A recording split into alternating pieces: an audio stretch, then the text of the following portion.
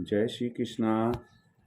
आज मैं आपको बताऊंगा कि हम जो भोजन करते हैं वो किन किन स्थितियों में राक्षसी भोजन कहलाता है। अर्थात हमारा जो भोजन करने का तरीका है और जिस तरह से हम भोजन करते हैं वह भोजन मानवीय तरीका या मानवीय तरीके से भोजन ना कहलाकर वह भोजन राक्षसी तरीके से करना कहलाता है।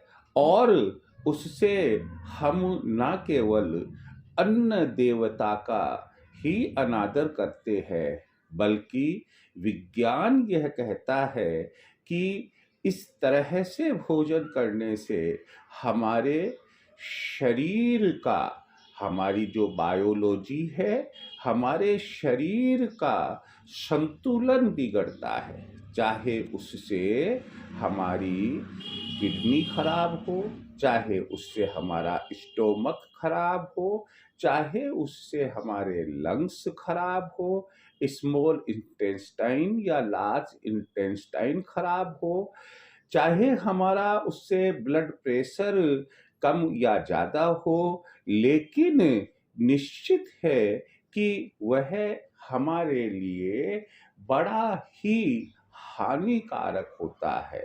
आखिर वे कौन कौन सी परिस्थितियां है, ऐसी कौन कौन सी सिचुएशंस है कि जिन सिचुएशंस में हम भोजन करते हैं और वह भोजन हमारा एक राक्षसी भोजन कहलाता है। हम इस पर बात करें।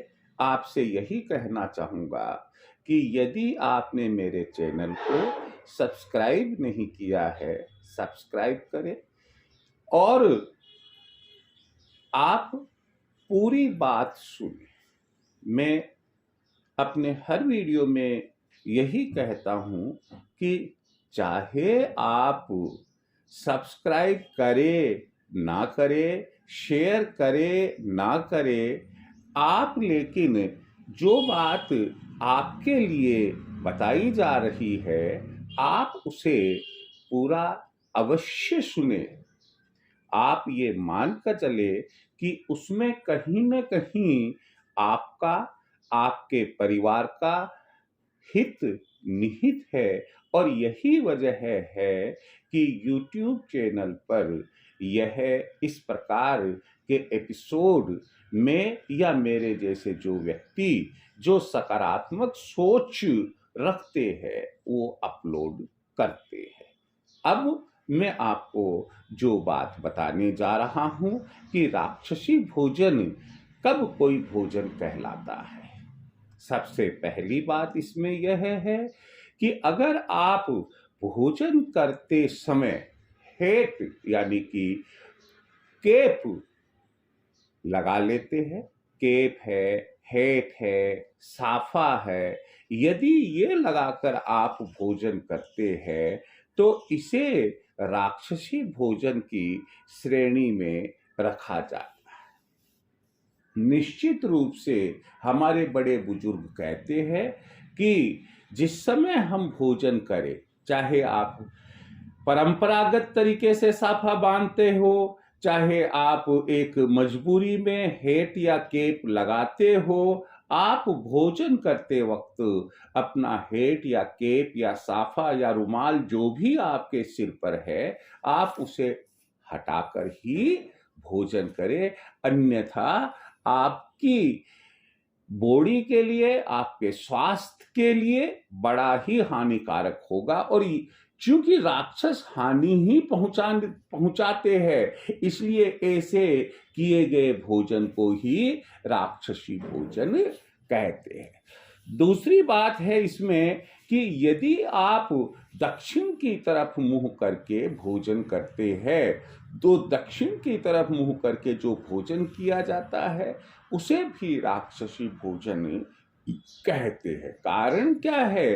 कारण इसके पीछे यह छुपा हुआ है कि हमारी पृथ्वी दो ही शक्तियों से काम कर रही है। एक सूर्य की ऊर्जा जो पूरब में उगता है सूर्य, और दूसरा चुंबकीय शक्ति। ये जो चुंबकीय शक्ति है यह नॉर्थ पोल और साउथ पोल से हमें मिलती है। यहाँ ध्यान रखें कि हमारे बॉडी के अंदर भी जो सिर है वह नॉर्थ है और जो पांव होते हैं वो हमारा साउथ होता है। तो कहते हैं कि दक्षिण की तरफ यदि हम भोजन करते हैं तो वह संतुलित भोजन करना नहीं होकर असंतुलित भोजन करना होता है, और विभिन्न प्रकार की ऐसी बीमारियां हमारे बॉडी में उत्पन्न हो जाती है जिसकी हम कल्पना भी नहीं कर सकते हैं। इसी कारण से यही वजह है कि दक्षिण की तरफ जो मुंह करके भोजन किया जाता है उसे राक्षसी भोजन कहते हैं। और हमारे सनातन धर्म में यह भी माना जाता है कि दक्षिण दिशा यम की होती है और यमपुरी की तरफ, यम की तरफ आप मुंह करके भोजन कदापि नहीं करें। तीसरी बात यह है कि तीसरी बात में बताया गया है कि जूते पहनकर भोजन करना भी राक्षसी भोजन होता है। आप कहेंगे साहब जूते पहनकर तो आजकल सभी लोग करते हैं। नहीं, देखिए मैं आपको बता दूं कि आयुर्वेद में हमें वात, पित्त और कफ तीन चीजों की जानकारी दी गई है। वात, पित्त और कफ। ये जो वात, पित्त, कफ है, एक तो इसका संतुलित होना जरूरी होता है, बात नंबर एक। बात नंबर दो, आयुर्वेद ये कहता है कि हमारा सिर ठंडा होना चाहिए, पेट नरम होना चाहिए और पांव गर्म होने चाहिए। अब यहां पर यह बात आन पड़ती है कि जूता पहनने से ये जो वात, पित्त, कफ या जो आयुर्वेद की दूसरी बात बताई वह क्यों कर लागू होती है, और यानी कि कहने का मतलब है कि वह एडवर्स क्यों हो जाती है, उसके पीछे लॉजिक है। लॉजिक यह है कि अब जब हम भोजन करते हैं तो भोजन करते वक्त जैसे ही भोजन का पहला निवाला हमारा मुंह में जाता है तो जठराग्नि प्रज्वलित होती है और वो भोजन ग्रहण करती है और हमारे बॉडी के अंदर ऊष्मा और एक ऊर्जा पैदा करती है। और वो ऊर्जा जो है वह हमारे बॉडी के हर भाग को प्रभावित करती है। कई व्यक्तियों में आपने देखा होगा कि भोजन करते वक्त उनके चेहरे पर काफी पसीना आ जाता है। भोजन करते वक्त आयुर्वेद कहता है कि पानी यानी कि जल नहीं पीना चाहिए। मजबूरी कोई है कि जैसे किसी को कब्जियत की बीमारी है तो आयुर्वेद कहता है कि 1 कप या आधा कप गुनगुना पानी कर लो और घूंट घूंट करके बीच बीच में कभी कभी पी लो। अन्यथा आयुर्वेद कहता है और डॉक्टर्स भी कहते हैं कि भोजन करने के आधा घंटे तक तो, भोजन करने के बाद आधा घंटे तक तो जल पीना ही नहीं चाहिए। क्यों? क्योंकि अंदर से हमारा जो स्टोमक है उसमें जो भोजन गया है उससे हमारे शरीर की जो तासीर है वह तासीर गर्म हो गई है। यदि उस पर हम ठंडा जल पिएंगे तो अंदर एक असंतुलन पैदा हो जाएगा और उससे बीमारी के चांसेस बढ़ते हैं। हमेशा ध्यान रखिए, या तो हमारी बॉडी की गर्मी हमारी बॉडी रिलीज करती है, हमारा जो बॉडी का रोम रोम है वहां से, या सिर से रिलीज होती है, या बाद में जो पगथली होती है हमारी वहां से भी यह रिलीज होती है। कईयों को आपने देखा होगा कि पगथली में बहुत पसीना आता है तो ये रिलीज होती है। तो जो एक्स्ट्रा एनर्जी हमारी बॉडी में भोजन करते वक्त इकट्ठी हो रही है, उसको रिलीज होने के लिए जगह चाहिए। आपने जूते पहन रखे हैं, जुराब पहन रखे हैं, और वो रिलीज नहीं होगी। जब वो रिलीज नहीं होगी तो कहाँ है? जहां आप मान लो गुब्बारे में हवा भरी और एक्सेस हवा हो गई, तो एक्सेस हवा होने पर गुब्बारा तो फूलेगा भैया मेरे, फूटेगा? फूलेगा नहीं, फूलेगा तो सही वो गुब्बारा हवा भरने से, लेकिन एक्सेस हवा चली जाएगी, एक्सेस गैस चली जाएगी तो वो फूटेगा।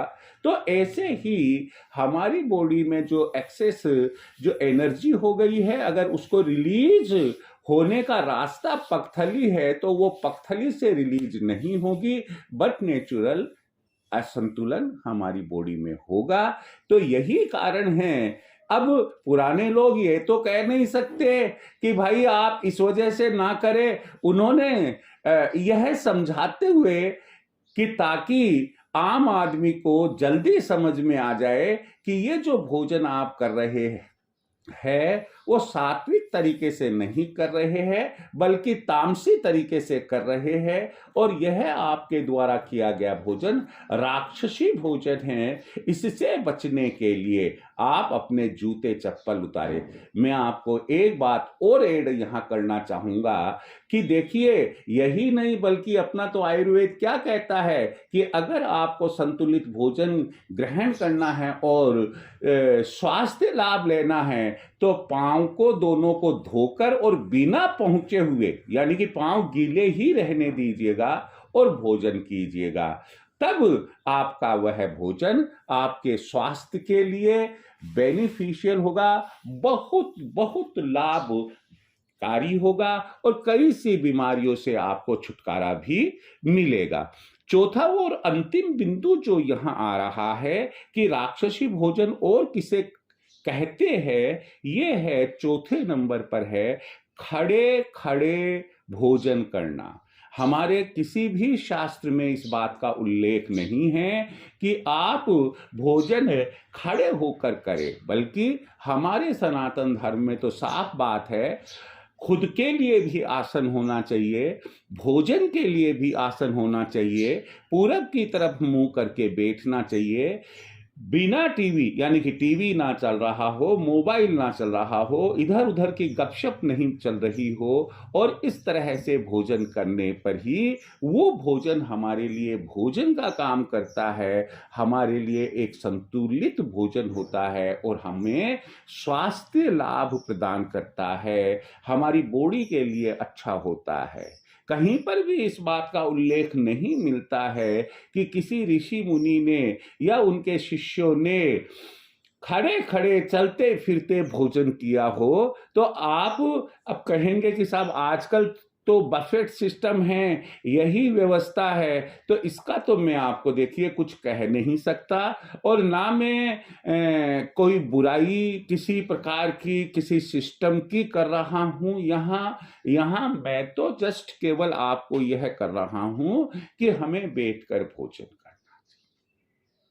जहां आप बफेट सिस्टम में भी जाते हैं, आपने देखा होगा कि कई जगहों पर तो टेबल और चेयर्स लगी हुई होती है, आप आधे पर्दे तो बैठ जाएंगे ना उस पर, और कई जगह है तो आजकल ऐसी भी व्यवस्था हो गई है कि बफेट के साथ साथ आपको नीचे बैठकर भोजन करने की भी सुविधा मुहैया करवाई जाती है, यानी कि सुविधा दी जाती है, जिसमें आपके लिए भोजन की टाट पट्टी भी होती है, चौकी भी या पाटा भी लगाया जाता है, थाली आदि के अंदर आपको भोजन करवाया जाता है। लेकिन साहब हमारी तो पैंट की क्रीज खराब ना हो, हमारा सूट खराब ना हो, और हम इधर उधर अपने दोस्तों से बातें करते करते खाते रहे, तो देखिए भोजन भोजन होता है।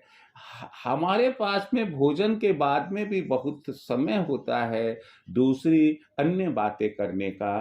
तो मैं आपको यही कहूँगा यहाँ पर कि खड़े खड़े भोजन करना यह हमारे लिए स्वास्थ्य के लिए बहुत हानिकारक होता है। यही वजह है कि हमारे शास्त्रों में इस बात का उल्लेख और हमारे विद्वानों ने इस बात को स्वीकार किया है कि खड़े खड़े भोजन करना भी एक राक्षसी भोजन करना है। अरे ये तो भोजन की बात है, मैं आपको बता दूं, आप और हम जो खड़े खड़े जल पीते हैं ना, आज 99.99% जो कारण है गोड़ों के दर्द का, वह यही है कि हमारे गोड़ों में पानी भर गया। क्यों? क्योंकि हम खड़े खड़े पानी पीते हैं। यदि हम खड़े खड़े पानी ना पिए, बैठकर पानी पिए और ओक से यानी कि हाथ की अंजुली बनाकर पिए या मुंह गिलास के लगाकर पिए, तो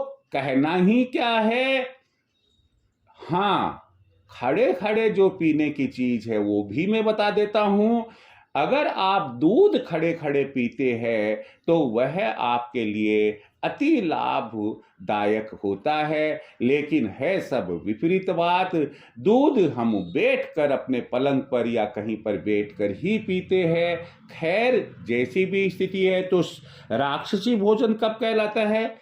सिर पर टोपी लगाकर भोजन करते हैं, दक्षिण में मुंह रखकर भोजन करते हैं, जूते पहनकर भोजन करते हैं, खड़े खड़े भोजन करते हैं, और भी कई तरीके होंगे जिनमें हम भोजन को राक्षसी भोजन कहते होंगे। यहाँ मुझे जितना ख्याल पड़ा और जो हम जनरली गलती करते आ रहे हैं, उनके बारे में मैंने अपने विचार आपके साथ शेयर किए हैं। यदि हम इसमें से कोई गलती कर रहे हो तो मेरा आपसे यही सुझाव है कि देखिए, दुनिया रंगीन तभी नजर आती है जब हम स्वस्थ होते हैं। पहला सुख निरोगी काया। अगर हम जिसके लिए कमा रहे हैं, भोजन के लिए ही तो कमा रहे हैं, और भोजन भी हम राक्षसी भोजन करें, तो फिर बाद में जीने का मकसद क्या है और कमाने का मकसद क्या है, मैं नहीं बताऊंगा। आप अपने आप से ही पूछिएगा। और मुझे उम्मीद है कि अगर हम कोई गलती कर रहे हैं तो हम उस गलती में सुधार करेंगे, और इस वीडियो को सुनने के बाद हम अपने आप पर नियंत्रण रखते हुए राक्षसी भोजन को अवॉइड करने की कोशिश करेंगे। Thank you very much. जय श्री कृष्णा।